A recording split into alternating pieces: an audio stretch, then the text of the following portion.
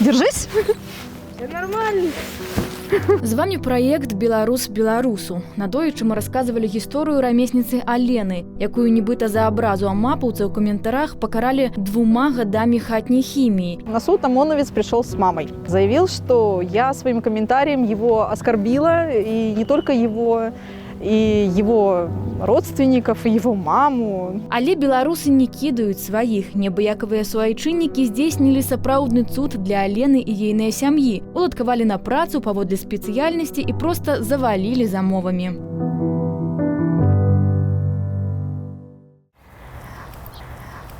Сейчас я иду отмечаться в РОВД.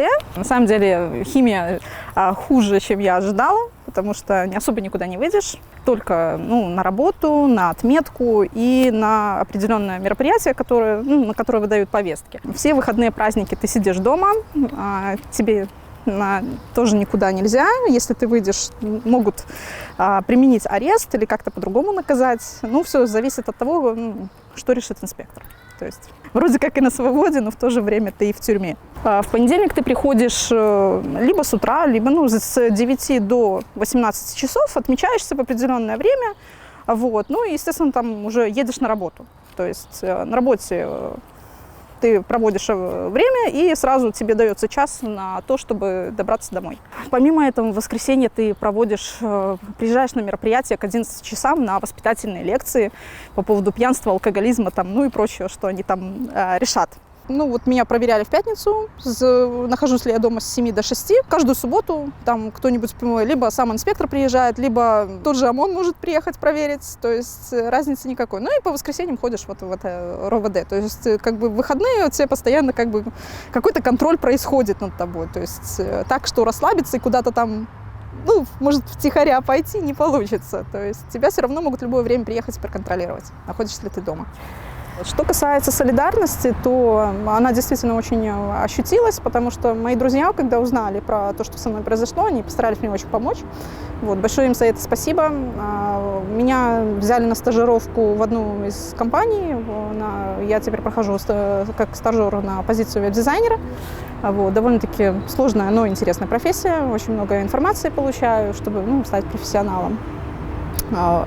Естественно, после программы откликнулось очень много людей, даже те, с которыми не только незнакомые люди, но и те, с которыми я давно уже не общалась, они позвонили, спросили, нужна ли мне помощь.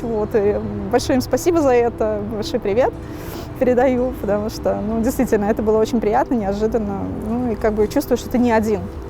Это очень сильно мотивирует и поддерживает. После выхода программы «Белсат» ко мне начали обращаться люди, делать заказы. Очень много комплектов сделала. Было бы очень приятно это все делать. Немножко так необычно, ощущаешь такую солидарность. Некоторые сразу большую партию попросили. Друзья на праздники детям своим тоже заказывали бантики. И блокноты тоже люди заказали. Приятно было, действительно. Это один из моих друзей тоже, который я делала гримуар. Он уехал в Мексику.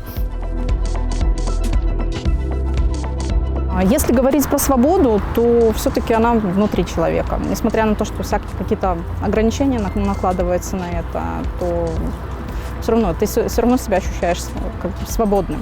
Да, тебя ограничивают, да, тебя многое запрещают, но все равно ты знаешь, что когда-нибудь это закончится, и ты продолжишь жить так, как же и жил. Естественно, учитывая свой прошлый опыт, который у тебя есть. Калі вы хочаце падтрымаць іншых нашых герояў, гэта можна зрабіць як публічна, так і ананімна, звярніцеся да нас. І памятайце, беларус беларусу, любоў, падтрымка і перамога.